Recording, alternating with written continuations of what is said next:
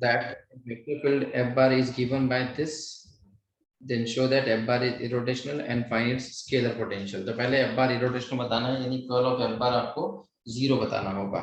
So curl of f bar, that is del cross f bar, is nothing but I dou by dou x.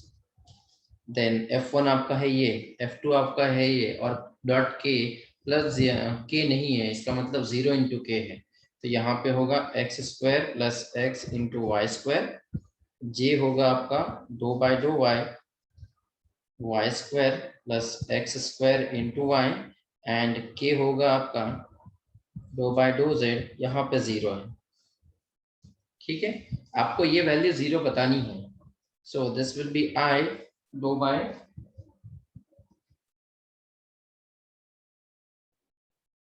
dou y of 0 minus dou by dou z of y square plus x square y minus j into dou by dou x of 0 minus dou by dou z into x square plus x into y square, then plus k into, दिख रहा है आपको, plus k into dou by dou x of y square plus x square y minus dou by dou y of x square plus x into y square. Right, simplify करो इनको भी. This will be nothing but I as it is, यहाँ पे 0 है, minus sign with respect to z ले रहे हैं, लेकिन यहाँ पे भी कुछ नहीं है, तो ये पूरा ही 0 है.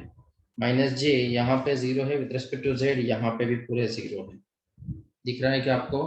And then the last one plus k into with respect to x करेंगे तो यहाँ पे आएगा 0 plus 2x into y, minus with respect to y करेंगे तो यहाँ पे आएगा माइनस साइन 2xy. तो ये 0 है, ये 0 है, और ये दोनों कैंसिल हो जाएंगे तो 0 हो जाएगा. इसका मतलब आपका कर्ल ऑफ f बार जो है वो 0 मिल रहा है. This implies that f bar is क्या है, इरोटेशनल है. आया सबको समझ में? इरोटेशनल. यहाँ तक क्लियर है सबको? अब आते हैं स्केलर पोटेंशियल के लिए. स्केलर पोटेंशियल किसको बोला जाता है? अगर f bar is equal to del phi होता है तो आप फाई को बोलेंगे scalar potential. So next line, scalar potential find out करना है, इसका मतलब फाई फाइंड आउट करना होता है. If phi is the scalar potential,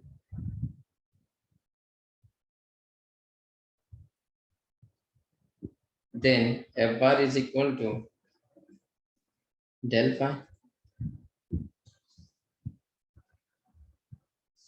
right. But f bar क्या है आपका? f बार क्वेश्चन में दिया है x square plus x into y square into i plus y square plus x square into y into j plus 0 into k is equal to del phi. और del phi क्या होता है? Del phi nothing but dough phi by do x into i, ये formula था हमारा, plus do phi by do y into j plus do phi by do z into k. बराबर है ये. अब क्योंकि कोएफिशिएंट्स देखेंगे आई के, तो यहाँ पे x square plus x y square, यहाँ पे do phi by do x, तो इक्वेटिंग द कोएफिशिएंट्स आप बोल सकते हैं क्या हो जाएगा, ये do phi by do x आपको मिलेगा, वो होगा x square plus x into y square. Call this equation 1. Second है do phi by do y is nothing but y square plus x square y. Call this equation number 2. और third है आपका do phi by do z, जो कि 0 ही है, जो कि 0 है. Third equation. ठीक है, अब यहां से आपको क्या करना है, फाई फाइंड आउट करना है इन तीनों इक्वेशन से. थर्ड इक्वेशन अभी तक आई नहीं है. अब क्या करते हैं, इक्वेशन 1 2 3 को with respect to x, with respect to y, with respect to z integrate करते हैं ताकि ये पार्शियल डेरिवेटिव हट जाए. ये जो पार्शियल डेरिवेटिव्स है do phi by do x, do phi by do y and do phi by do z, वो हट जाएंगे. So integrating 1 2 3 with respect to x, y, z respectively. treating the other variable constant, treating the other variable constant, तो क्या हो जाएगा, we get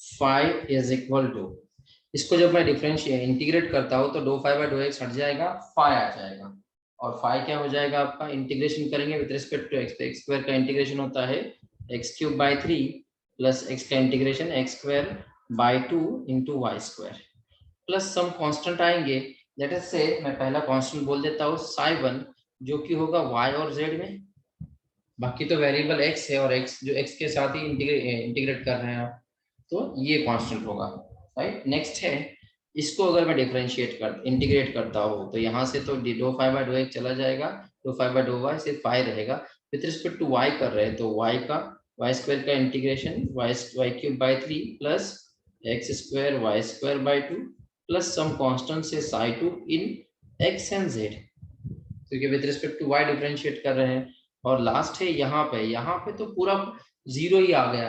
अब कोई number का अगर डेरिवेटिव लेंगे तो वो जीरो रहेगा, तो इसका मतलब वो जब आप इंटीग्रेशन लेंगे तो वो फंक्शन में से डेरिवेटिव हट जाएगा, तो एक्चुअल फंक्शन क्या होना चाहिए, कांस्टेंट ही होना चाहिए ना सिर्फ। तो फाई जो है वो होगा यहाँ पे some constant with respect to z कर रहे थे, तो यहाँ पे कांस्टेंट क्या आएगा, x और y में आएगा, ठीक है।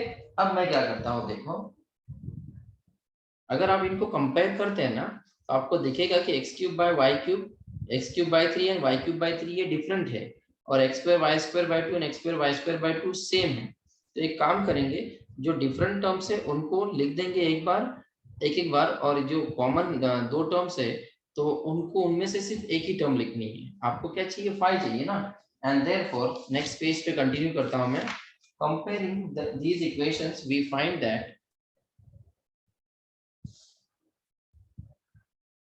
comparing these equations we find that, video थोड़ा सा लैग कर रहा हूँ,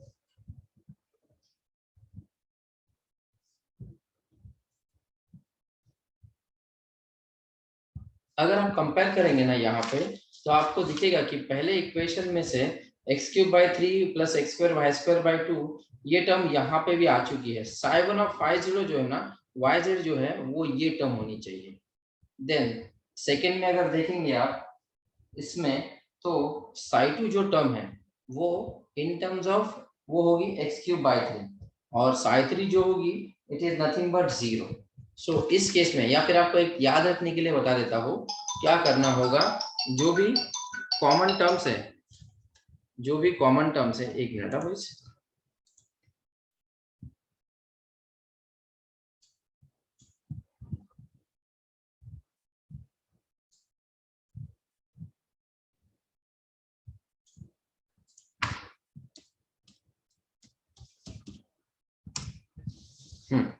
तो जो डिफरेंट टर्म्स है उनको लिख दो पहले, मैं यहाँ पे यही पे आंसर बता देता हूँ।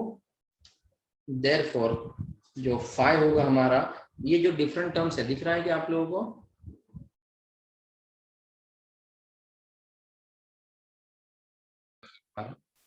बस एक आंसर इसका बता देता हूँ सिर्फ, वीडियो आ रहा है क्या, वॉइस आवाज आ रही है मेरी, हाँ। क्या करना है, ये जो डिफरेंट टर्म्स है ना उनको लिख दो पहले, x cube by 3 plus y cube by 3, और जो कॉमन टर्म्स है ना उसमें से सिर्फ एक टर्म लिख दो, plus x square y square by 2, ये हो जाएगा आपका फाइनल आंसर। इसको बोला जाता है scalar potential. This is your final answer, ये याद रखने के लिए बता रहा हूँ।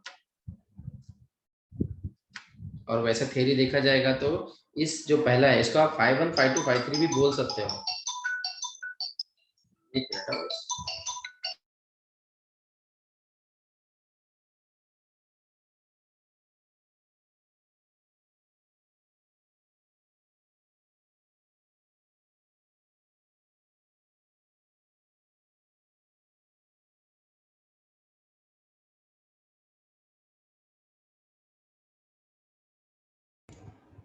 हेलो, आवाज आ रही है मेरी?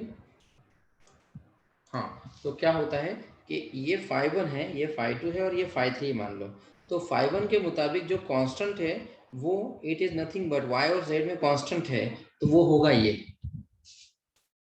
phi 2 के मुताबिक जो psi 2 है इट इज नथिंग बट ये वाली टर्म, क्योंकि वो x और z के बीच z में होनी चाहिए, वो ये टर्म है। और psi 3 के मुताबिक इट इज नथिंग बट 0, क्योंकि वो और कोई टर्म है ही नहीं। तो इस तरह से आप ये स्केलर पोटेंशियल फाइंड आउट कर सकते हैं। और शॉर्टकट मेथड यही है कि कॉमन टर्म्स को पहले, सॉरी, डिफरेंट टर्म्स को पहले लिख दो और कॉमन टर्म्स में से एक ही टर्म लिखो। आया सबको समझ में? So this is all about divergence and curl, rotational, then solenoidal, इस तरह के concept. This is all about the topic. आया सबको समझ में?